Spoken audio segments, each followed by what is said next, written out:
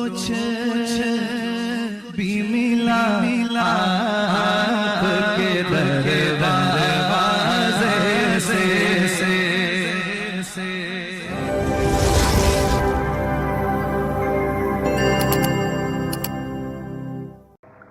وعلى آله وأصحابه ذوي الخير والإحسان أما بعد فأعوذ بالله من الشيطان الرجيم بسم الله الرحمن الرحيم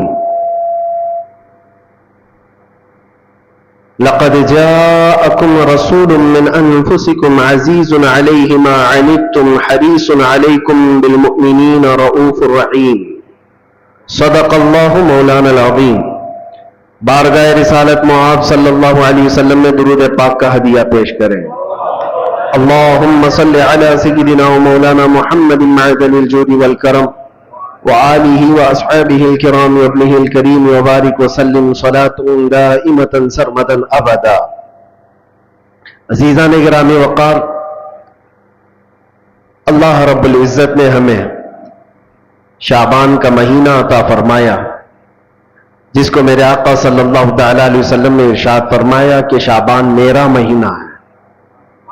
ہم حضور پاک صلی اللہ علیہ وسلم کے مہینے میں داخل ہیں، اور دعا یہ کرنا بھی سنت ہے کہ اللہ کے نبی صلی اللہ تعالی علیہ وسلم جیسے ہی رجب کا مہینہ آتا تو دعا فرماتے ہیں اللہم بارک لنا فی رجب و شعبان و بلغنا رمضان. اے اللہ ہمیں رجب اور شعبان میں برکت دے اور رمضان تک ہماری زندگی کو پہنچا دے. یہ دعا سنت ہے. ہم بھی دعا کرتے ہیں کہ مولا شعبان کا مہینہ عطا کیا ہے تو اس سال کا رمضان بھی عطا فرما دے. عزیزان گرامی، حضور پاک صلی اللہ تعالی علیہ وسلم کی ذات اقدس کو رب کریم نے ہمارے درمیان اس طرح سے رکھا ہے کہ ہمارا ہر کام اور ہماری ہر شے حضور پاک صلی اللہ تعالی علیہ وسلم سے جڑی ہوئی ہے. اسی لیے اس کو اگر ایک جملے میں سمجھنا ہے تو وہ یوں ہے، وہ جو نہ تھے تو کچھ نہ تھا، اور وہ جو نہ ہو تو کچھ نہ ہو. ہماری زندگی حضور کے بغیر کچھ نہیں ہے، اور نہ ہی ہمارے سفر کا کوئی حصہ اور نہ ہی کوئی منزل حضور کے نام کے بغیر ہو سکتی ہے. جو چاہے دین سے باہر کچھ بھی کر لو، دین کے اندر حضور ہے. نبی پاک صلی اللہ تعالی علیہ وسلم کو چھوڑ کر کے اگر کوئی یہ کہتا ہے کہ یہ بھی حصہ ہو سکتا ہے تو ناممکن ہے، پاسبل نہیں. عزیزان گرامی، اعلیٰ حضرت فاضل بریلوی رضی اللہ تعالیٰ عنہ تو یوں فرماتے ہیں، وہ جہنم میں گیا جو ان سے مستغنی ہوا. مستغنی کا مطلب جو کہتا ہے کہ اب مجھے نبی کی حاجت نہیں ہے، اگر مجھے رسول کی حاجت نہیں، ضرورت نہیں، جو یوں کہا وہ جہنم میں گیا جو ان سے مستغنی ہوا. ہے خلیل اللہ کو بھی حاجت رسول اللہ کی، ہے خلیل اللہ کو بھی حاجت رسول اللہ کی. سیدنا ابراہیم خلیل اللہ علیہ الصلوۃ والتسلیم اولو العزم پیغمبر ہے، وہ جلیل القدر پیغمبر ہے جن کی آزمائشیں صبح قیامت تک یاد کی جاتی رہیں گی، جن کے بیٹے کا ذبح ہونے کا، اور جن کے بہت سارے ایسے کردار جو حج اور عمرے میں ادا کیے جاتے ہیں. ان کی زندگی پاک کا ایک بہت اہم واقعہ کہ آپ کو آگ میں ڈالا گیا تھا. پتہ ہے حضرت ابراہیم علیہ الصلوۃ والتسلیم کو آگ میں ڈالا گیا تھا، لیکن بھڑکتی ہوئی آگ نے آپ کا کچھ نہ بگاڑا. حضرت ابراہیم علیہ السلام صحیح سلامت اس آگ سے باہر آئے. آپ کو پتہ ہے مفسرین فرماتے ہیں وجہ یہ ہے کہ ابراہیم علیہ السلام کی پیشانی میں اس وقت نور محمدی جگمگا رہا. حضور پاک صلی اللہ علیہ وسلم کس کی اولاد میں سے ہیں؟ ابراہیم علیہ السلام کی اولاد میں سے. اور یہی کہا ہے کہ جب حضرت اسماعیل علیہ السلام کو ذبح کرنے کے لیے ابراہیم علیہ السلام لٹائے تو وہ تیز چاقو ان کے ہاتھ میں تھی کہ وہ پتھر کو مارتے تو 2 ٹکڑے ہو جاتے تھے، پتھر کٹ جاتا تھا. لیکن اسماعیل علیہ السلام کے نرم و نازک گلے پہ چلاتے تو چلتی نہیں تھی، گلا کٹتا نہیں تھا.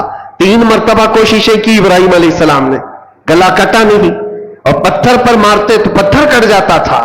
مفسرین فرماتے وجہ وہاں پر بھی یہی ہے کہ اسماعیل علیہ السلام کی پیشانی میں نور محمد ہی موجود تھا. ابھی محمد مصطفیٰ صلی اللہ علیہ وسلم کو کائنات میں آنا باقی تھا. ہر جگہ جلوے مصطفیٰ کے دیکھو گے. اسی لیے اعلیٰ حضرت نے کہا ہے خلیل اللہ کو حاجت رسول اللہ کی. جب انبیاء کرام علیہ السلام کو نبی کی حاجت ہے تو ہم اور تم کیا ہے؟ امتی ہیں. ہمیں بغیر مصطفیٰ کریم صلی اللہ تعالی علیہ وسلم کے یہاں پر کوئی چیز حاصل کرنا پاسبل نہیں ہے. اسی لیے اعلیٰ حضرت فرماتے بخدا خدا کا یہی ہے در. بخدا مطلب قسم خدا کی. بخدا کا مطلب ہوتا ہے قسم خدا کی. بخدا خدا کا یہی ہے در، نہیں اور کوئی مفر مکر. اردو ہارڈ ہے لیکن سمجھ لیں تو سمجھ میں آ جائے. مفر کہتے بھاگنے کی جگہ اور مکر کہتے ٹھہرنے کی جگہ. اعلیٰ حضرت فرماتے حضور کو چھوڑو گے تو نہ بھاگنے کی جگہ ہے نہ ٹھہرنے کی جگہ ہے. کہاں جاؤ؟ نہیں اور کوئی مفر مکر. اور اگر کوئی یہ کہتا ہے میں بہت پہنچا ہوا ہوں، اللہ کی بارگاہ میں میرا بڑا مقام ہے، کوئی اپنے آپ کو ولی بھی ثابت کرتا ہو یا کچھ لوگوں نے مل کر کے کسی کو ولی اللہ بنا دیا ہو، سب کان کھول کر کے سن لے. کوئی ولی کب بنتا ہے، کوئی اللہ کا ولی کیسے مشہور کر دیا جاتا ہے. لوگوں کے ڈھکوسلے سے کوئی ولی نہیں بنتا، کسی کے چھلے انگوٹیاں پہننے سے ولی نہیں بنتا، بالوں کے لٹھے بنا لینے سے ولی نہیں بنتا، حتیٰ کہ اگر کوئی پانی پہ چل کے دکھائے تو بھی ولی نہیں بنتا، ہوا میں اڑ کے دکھائے تو بھی ولی نہیں بنتا. میاں یہ اتنی بڑی بڑی چیزیں میں کہہ رہا ہوں، یہ تو قوم پاگل ہے جو سگریٹ پینے والے اور تمباکو والے کو بھی بنا لیتی ہے. حقیقت کیا ہے؟ اللہ کے نبی صلی اللہ تعالی علیہ وسلم کی ذات اقدس سے ایسی وابستگی. اللہ کا ولی کون ہوتا ہے؟ فرماتے ہیں امام عشق و محبت جو وہاں سے ہو یہی آ کے ہو، جو وہاں سے ہو یہی آ کے ہو، جو یہاں نہیں تو وہاں نہیں. جو حضور کے دربار کا نہیں ہے تو پھر اللہ کے دربار کا نہیں ہو سکتا. جو وہاں سے ہو یہی آ کے ہو. اگر حضور کی شریعت کو چھوڑ کر کے کوئی کہتا ہے اللہ کا ولی ہے تو وہ سب سے بڑا دجال ہے، وہ جھوٹا ہے. سیدنا شیخ عبد القادر جیلانی رضی اللہ تعالیٰ عنہ سے بڑھ کر کے کون پیر ہے؟ پیران پیر غوث العظم دستگیر، جن کی کرامات پر ہم اور تم تو چھوڑو، جو اولیاء کرام کے متعلق آئیں کائیں کرتے ہیں وہ بھی غوث پاک کو ولی مانتے ہیں. ہاں، شیخ ابن تیمیہ اہل حدیث کے بہت بڑے امام شیخ ابن تیمیہ نے کہا ہے کہ اگر کثرت سے کسی کی کرامات ثابت ہے تو شیخ عبد القادر جیلانی کی. ان کے متعلق کہہ رہا ہوں جن کی ولایت پر سب کا اتفاق ہے، سارے مانتے ہیں. وہ غوث اعظم رضی اللہ تعالیٰ عنہ نماز پڑھ رہے ہیں اور بادل کا ایک ٹکڑا آپ کے اوپر سایہ بن گیا ہے. کسی اور کے اوپر بن جائے تو پھر پتہ نہیں وہ کیا سمجھ لے اپنے آپ کو. وہ بادل کے ٹکڑے سے آواز بھی آنے لگی، بات بھی ہو رہی ہے. اے عبد القادر آج سے تیرے لیے سارے حرام حلال کر دیے گئے، آج سے تیرے لیے نماز معاف کر دی گئی. اتنی عبادت تم نے کی ہے. سرکار غوث پاک نے عبادت بھی اتنی کی تھی. اگر کوئی 100 رکعت پڑھ کر کے تھک جائے اور وہ سوچے کہ مجھے کہیں سے آواز آئی تو اس کو لگتا ہے ہاں پکا میری قبول ہو گئی ہے. 100 تو پڑھا ہو. غوث پاک تو 40 سال تک پوری رات عشاء سے لے کر فجر تک کھڑے رہے. 40 سال تک ہڈیاں نکل آئی تھی جسم سے. ایک انگور کے دانے سے سحری کرتے اور ایک گلاس پانی سے افطار کیا کرتے. اور اتنی کثرت سے عبادت کے بعد اگر آسمان سے آواز آئے تو بندے کو یقین ہو جانا چاہیے کہ میری تو عبادتیں اتنی ہیں، ہو سکتا ہے ڈائریکٹ میرے پاس اللہ کی طرف سے بات آ رہی. لیکن غوث پاک کی طرف آواز آئی بادل کے ٹکڑے سے، اے عبد القادر آج سے تیرے لیے نماز معاف ہے، سارے جتنے تمہارے لیے حرام چیزیں تھے حلال ہو گئی. غوث پاک نے جلال میں کہا یہ آواز رحمان کی نہیں، یہ شیطان کی ہے. کوئی چیز کسی کے لیے قیامت تک حرام حلال نہیں ہو سکتی جس کو میرے مصطفیٰ نے حرام کیا ہو. جو نبی پاک نے حرام کر دیا وہ قیامت تک کے لیے حرام ہے، کسی کے لیے حلال نہیں ہو سکتی. اس میں عبد القادر جیلانی کیا اور کوئی اور کیا. غوث پاک فرماتے یہ آواز شیطان کی ہے. اور دوسری چیز، آج سے میرے لیے عبادت معاف ہو گئی. غوث پاک فرماتے ہیں جو سید الانبیاء کے لیے نماز معاف نہیں ہوئی تو عبد القادر کے لیے کیسے ہو سکتی؟ یہاں تو بہت سارے ایسے ہی بیٹھے ہوئے ہیں، یہاں بیٹھے اور تصور میں نماز پڑھ رہے ہیں، اور دیوانے لوگ بھی ان کے پیچھے بھاگے جا رہے ہیں. سوچو تو صحیح، نبی پاک صلی اللہ علیہ وسلم کو چھوڑ کر کے اگر تم چاہتے ہو، کچھ لوگوں نے ایسے گمراہ کر رکھا ہے لوگوں کو. یاد رکھنا میرے عزیزو، ولایت کی کسوٹی شریعت مصطفیٰ ہے. حضور کو چھوڑ کر کے کوئی ولی نہیں بن سکتا. ولایت وہی ہے جو نبی پاک صلی اللہ تعالی علیہ وسلم کے نقش قدم پر چل رہا ہو. پیر ہو تمہارا، ولی ہو کوئی، ایسے کا دامن آنکھ بند کر کے تھام لینا جو تمہیں آنکھ بند کر کے سیدھے مدینے پہنچا دیتا ہو، حضور کی محبت تمہارے سینے میں ڈالتا ہو. باقی جھولا چھاپ ہے سب، باقی سب چندہ چھاپ ہے. دنیا میں ایسے ڈھکوسلے بہت ہوں گے. شیطان خضر کی لباس میں گھومتا ہو، اس کے پیچھے آنکھ بند کر کے بھاگنا تمہارے لیے بڑا خطرناک ہے. غوث پاک رضی اللہ تعالیٰ عنہ نے فرمایا جو عبادت اللہ کے نبی سید الانبیاء کے لیے معاف نہیں ہوئی، میرے لیے کیسے معاف ہو سکتی؟ یہ شیطان کی آواز ہے، یہ شیطان کی آواز ہے. بادل کے ٹکڑے سے شیطان آواز دے سکتا ہے، بادل کے ٹکڑے سے شیطان آواز دے سکتا ہے، تو پھر کسی کی چٹھی نکال کے کیوں نہیں دے سکتا؟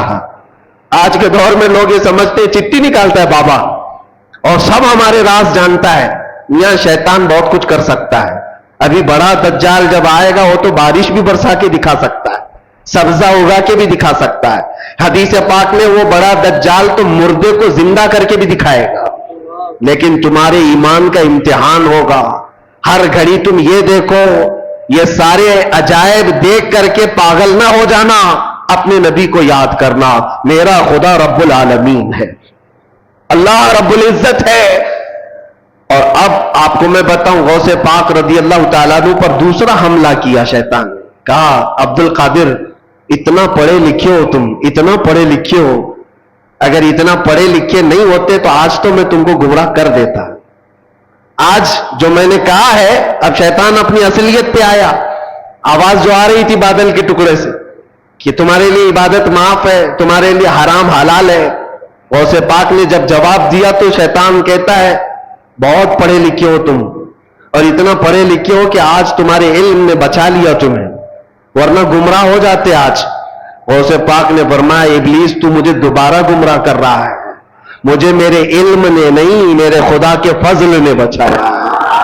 علم تو تیرے پاس بھی تھا، علم تو تیرے پاس اتنا تھا کہ فرشتوں کو پڑھایا کرتا، لیکن تو بچ نہ سکا.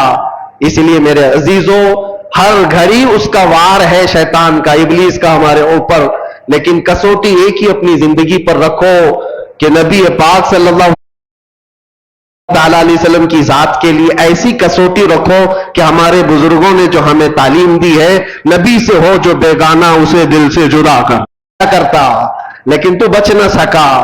اس لیے میرے عزیزوں، ہر گھڑی اس کا وار ہے شیطان کا، ابلیس کا ہمارے اوپر. لیکن کسوٹی ایک ہی اپنی زندگی پر رکھو کہ نبی پاک صلی اللہ تعالیٰ علیہ وسلم کی ذات کے لیے ایسی کسوٹی رکھو کہ ہمارے بزرگوں نے جو ہمیں تعلیم دی ہے، نبی سے ہو جو بیگانہ اسے دل سے جدا کر دے. نبی سے ہو جو بیگانہ اسے دل سے جدا کر دے، پدر مادر برادر جان و مال ان پر پھرا کر دے. یہ ہماری کسوٹی ہو، یہ ہماری زندگی کا معیار ہو. اور بعض لوگ یہ سمجھتے ہیں کہ ہم تو نبی پاک صلی اللہ علیہ وسلم سے بے انتہا محبت کرتے ہیں، اور تھوڑا بھی اگر کوئی دوسری جماعت کا دکھتا ہے جس کے دل میں حضور صلی اللہ تعالیٰ علیہ وسلم سے بغض لگتی ہے تو ہم تو اس سے دور رہتے ہیں. صرف اتنا ہی نہیں ہے، نبی سے ہو جو بیگانہ کا مطلب کیا ہے؟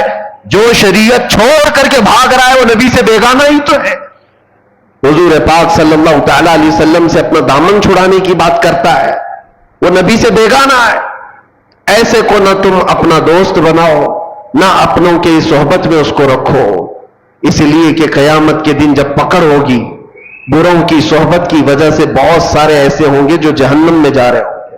صرف کیوں؟ ان کی دوستی خراب تھی، دوستی برے لوگوں سے تھی.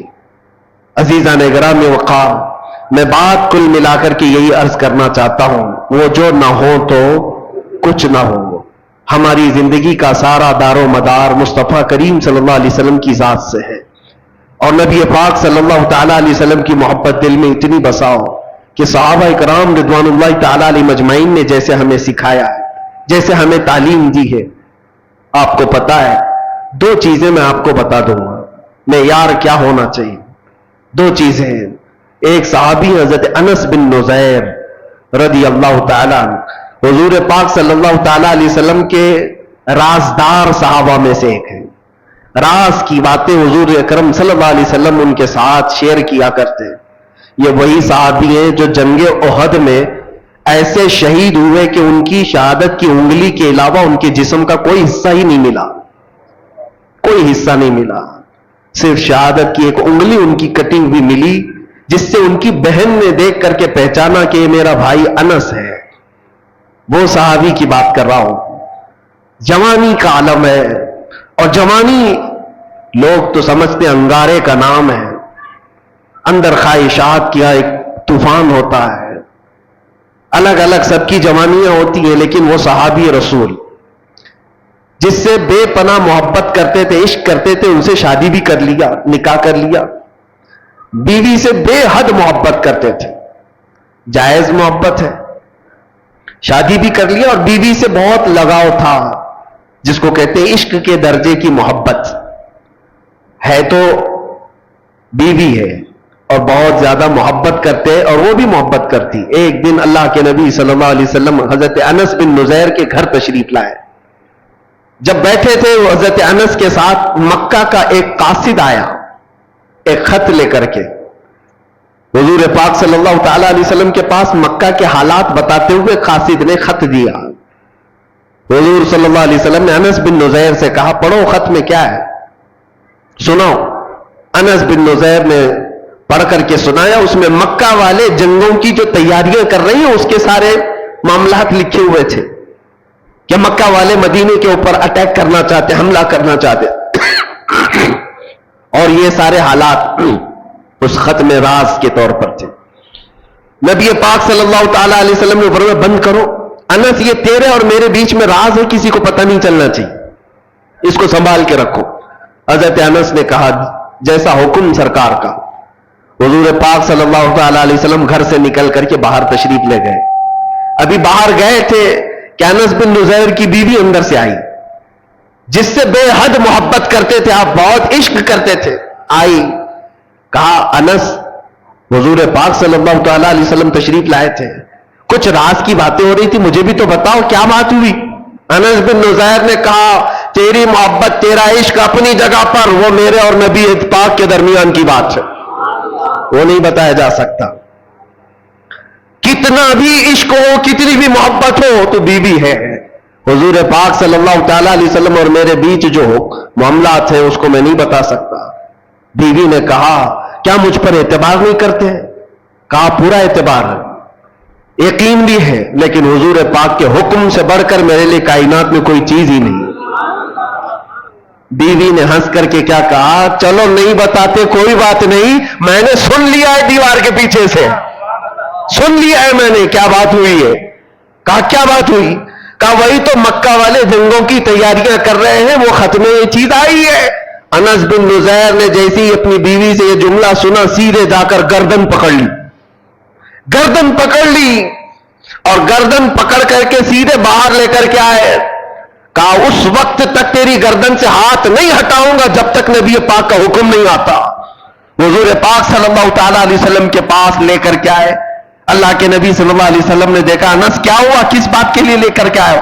کہا آقا میں مجرم نہ ٹھہرایا جاؤں، آپ نے فرمایا تھا راز کی بات ہے، میں حفاظت کر رہا تھا، میں نے کسی کو نہیں کہا، لیکن دیوار پیچھے سے میری بیوی نے سن لیا، اور جب مجھے خبر ہو گئی کہ اس نے سنا ہے میں اس کی گردن پکڑ لیا ہوں، اگر سرکار کا حکم ہو تو میں یہاں ختم کر دوں یہ سارا معاملہ، تاکہ میں کل جرم میں نہ پکڑا جاؤں کہ نبی پاک کے راز کو افشا کرنے والا انس ہے، اپنی بیوی کی محبت کے چکر میں اپنے نبی پاک کی محبت کو داؤ پہ لگا دیا، یہ بات نہ ہے، اس لیے گردن پکڑ کر کے لایا۔ حضور نے فرمایا ہاتھ ہٹاؤ، جتنا تم مجھ سے محبت کرتے ہو وہ بھی مجھ سے محبت کرتی ہے، جیسے تم رازدار ہو ویسے وہ بھی رازدار ہے، وہ صحابیہ ہے۔ ہاتھ ہٹا دیا اور اپنی بیوی سے مسکرا کر کے کہا جب بات آ جائے رسول اللہ کی تو پھر گردن کسی کی نہیں ہوتی, پھر کسی کی اہمیت نہیں ہوتی. یہ معیار یاد رکھو ہمیشہ, دنیا کا عشق, دنیا کی محبت ایک جگہ پر, جہاں حضور کی بات آ جائے تو پھر کسی گردن کی اہمیت نہیں ہے, کسی کی کوئی اہمیت نہیں ہے.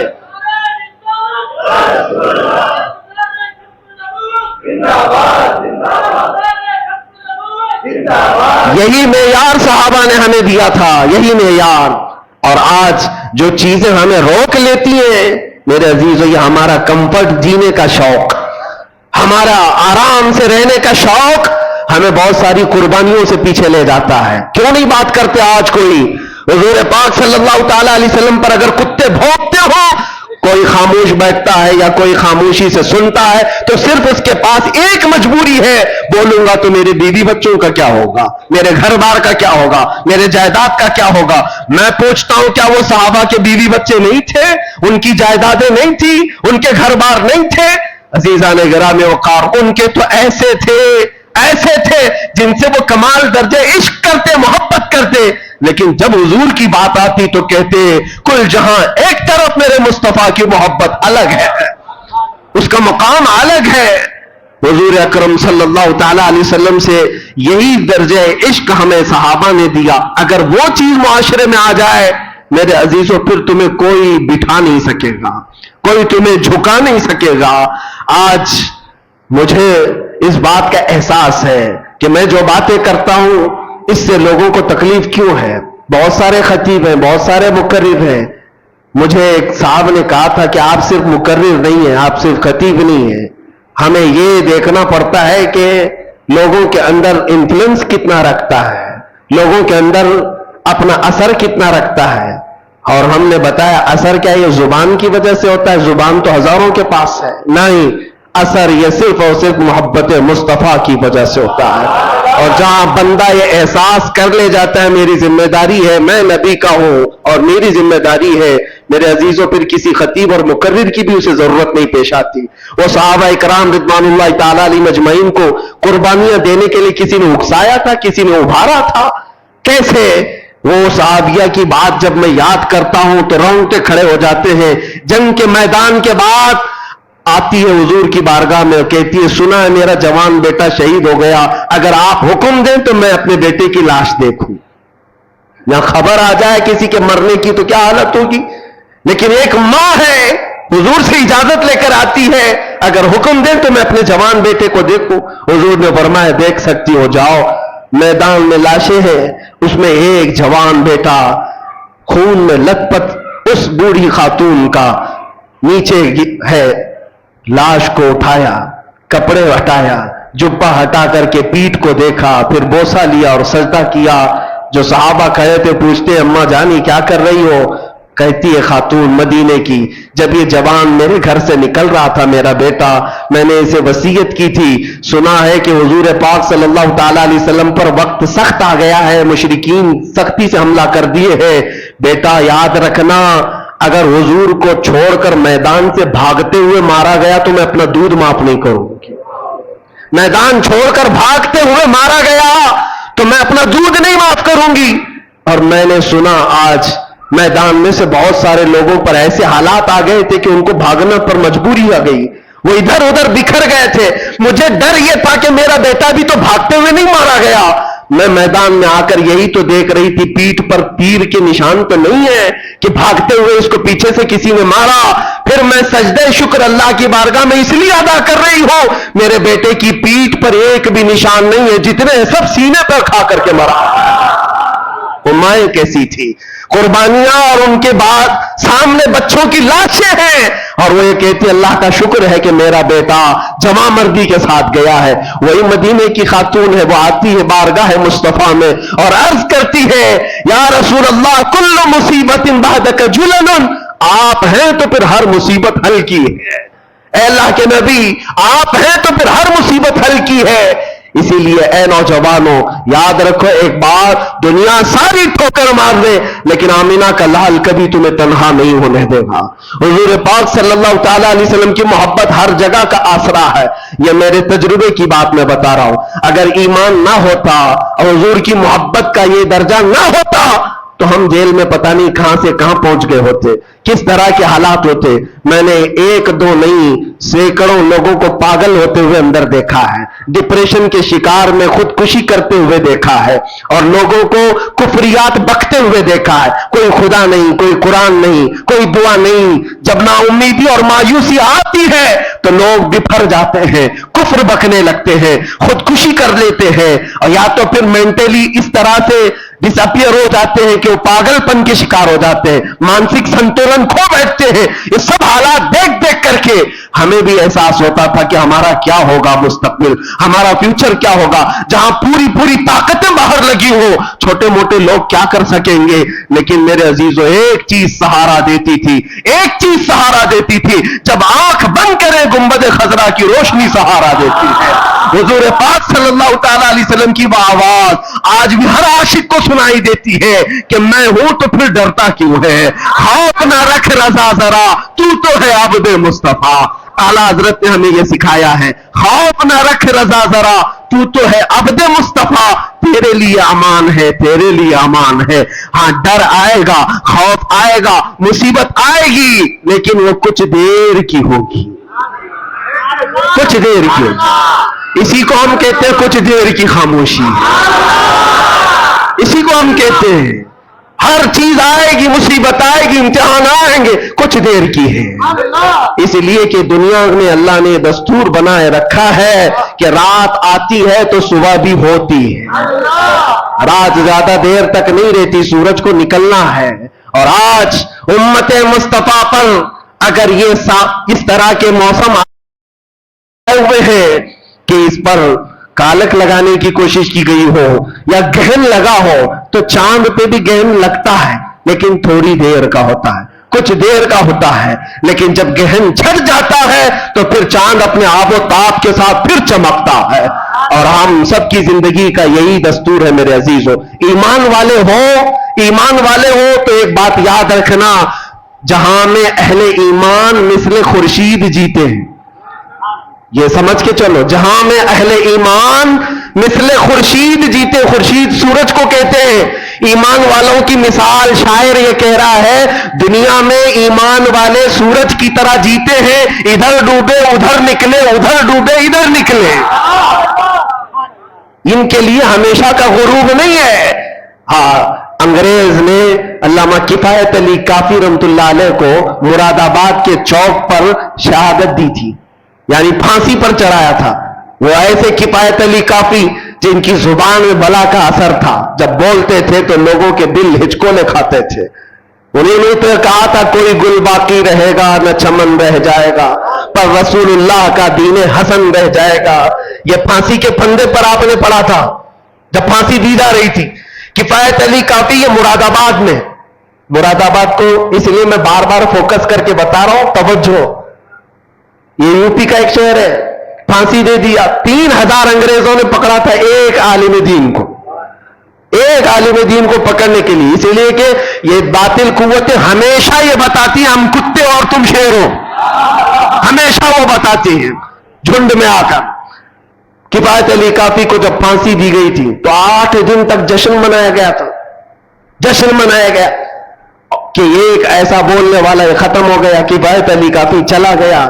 لیکن پاگلوں کو یہ پتہ نہیں ہے رب قدیر کا دستور کیا ہے، اس کا قانون کیا ہے۔ مراد آباد شہر سے صرف 100 کلومیٹر دور بریلی شریف ہے، ادھر کفایت علی کافی کو پھانسی پر چڑھایا جا رہا تھا اور ادھر بریلی میں امام احمد رضا پیدا ہو رہے ہیں۔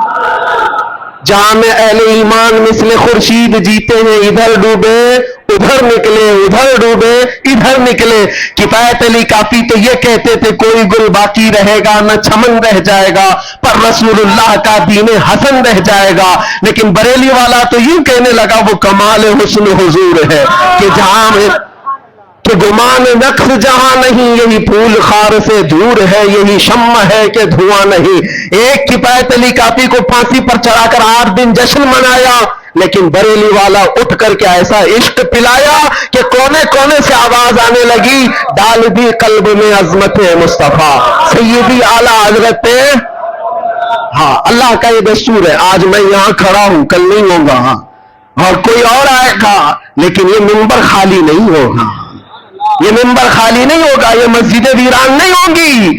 میں اسی مسجد کا امام، میں اسی میں منبر کا ایک خطیب رہا، لیکن میرے بعد لوگ آتے گئے جاتے گئے، کیا کسی دن نماز بند ہوئی؟ کیا کسی دن خطبہ ختم ہو گیا؟ ہم تو ذریعہ ہیں، اللہ تبارک و تعالی ہمیں یہاں پر وقت مقررہ کے لیے رکھتا ہے، اسی طرح سے ہمارے بعد بھی آئیں گے، لیکن یاد رکھنا اللہ کا وعدہ ہے کہ لوگ اپنے منہ کے پھلکوں سے چراغ خدا کو بجھانا چاہتے ہیں، اور اللہ صبح قیامت تک اس چراغ کو روشن رکھے گا۔ لیکن ہم سب کی اور آپ کی ذمہ داری یہ ہے، ایسے جتنے بھی آئے ٹوپی پگڑی جبہ دیکھ کر کے نہیں پہچاننا، کبھی بھی نہیں۔ ہمارا معیار، ہماری کسوٹی یہ سارے لباس نہیں ہے، چال چلن نہیں ہے، چلت پھرت نہیں ہے، زبان نہیں ہے، ہماری کسوٹی صرف اور صرف ایک ہے۔ کسی کے اندر جھانک کر کے بھی دیکھو، گھس کر کے بھی دیکھو، ایک چیز ملنا چاہیے، وہ جو نہ ہو تو کچھ نہ ہو۔ وہ یہی کہنے والا حضور کے بغیر کچھ نہ ہو، اس کے اندر اتنی محبت اور اتنا عشق ہو تو پھر وہ کسی کسان کا بھی بیٹا ہو، ہمارے سر کا تاج ہے، وہ ہمارا امام ہے۔ عزیزان گرامی وقار، اسی کو میں خلاصہ کلام کے ساتھ آج یہ عرض کرنا چاہوں گا کہ اپنے حالات کو بھی بدلو، دنیا تمہارے انتظار میں ہے، دنیا تمہارے انتظار میں۔ تم نے اپنے اوقات کو کس چیز میں برباد کر رکھا ہے؟ سوشل میڈیا پر 18 گھنٹے برباد کرنے والے لوگ، نوجوانوں کی، آپ کے پاس موبائل ہے، اس میں دیکھ لو کبھی کبھار بھی کتنے گھنٹے آپ نے یوٹیوب یوز کیا ہے، کتنے گھنٹے انسٹا یوز کیا ہے، واٹس ایپ کتنے گھنٹے یوز کیا ہے۔ موبائل میں یہ ریکارڈ موجود ہوتا ہے، روزانہ کا ایک کیلکولیشن لے کر کے بیٹھو، اور اس کے بعد پھر اللہ کریم کی بارگاہ میں یہ سوچو کہ کل رب ذوالجلال کی بارگاہ میں حضور پاک صلی اللہ تعالیٰ علیہ وسلم کے سامنے مجھ سے یہ سوال کیا جائے کہ تو اتنے گھنٹے اس موبائل کو اٹھاتا تھا، 1 منٹ 2 منٹ 3 منٹ بھی قرآن اٹھایا تھا دن بھر میں؟ کیوں نہیں اٹھایا؟ قرآن پاک کو فقط پکڑ کے تو دیکھا، مہینے گزر گئے، اٹھایا ہی نہیں ہے، چھوا بھی نہیں ہے۔ کیوں نہیں میرے عزیزو؟ جب ہم یہ ناانصافی اپنے ساتھ کر رہے ہیں، خود اپنے ساتھ، تو پھر کسی اور کی ظلم کی کیا شکایت کرنی ہے؟ کسی اور کے کیا واویلے مچانے ہیں؟ اپنے آپ کو بدلو۔ دنیا آج بھی تمہارے انتظار میں ہے کہ کہاں ہے وہ نبی پاک کا غلام جو نکلتا تھا تو اس کے چلنے کے انداز سے ہی مدینے کی خوشبو آیا کرتی تھی۔ آج میں چاہتا ہوں ہر جوان آ جائے، حضور پاک کی محبت کا واسطہ دیتا ہوں، حضور پاک کی محبت کا واسطہ دیتا ہوں کہ ہر نشہ کو چھوڑ دو، ہر برائی کو چھوڑ دو۔ وقت بہت کم رہ گیا ہے تمہاری زندگی میں بھی اور تمہاری نسلوں کے لیے بھی، اور امت پر جو حالات آ جائے، اسلام پر جو حالات آئے، بہت شارٹ پیریڈ ہے، بہت تھوڑا سا وقت ہے، کچھ کر جاؤ، کچھ اپنے آپ کو بدل ڈالو، اور ایسا کر جاؤ کہ دنیا پھر یہ کہے۔ میرے خلاصہ کلام، میری گفتگو کا لب لباب یہ ہے، اٹھو، قوت عشق سے ہر پست کو بالا کر دو، دہر میں نام محمد سے اجالا کر دو، کہ محمد سے وفا تو لے تو ہم تیرے ہیں، یہ جہاں چیز ہے کیا، لوح و قلم تیرے ہیں، لبیک یا رسول اللہ، لبیک یا رسول اللہ، لبیک یا رسول اللہ، وآخر دعوانا الحمدللہ رب العالمین۔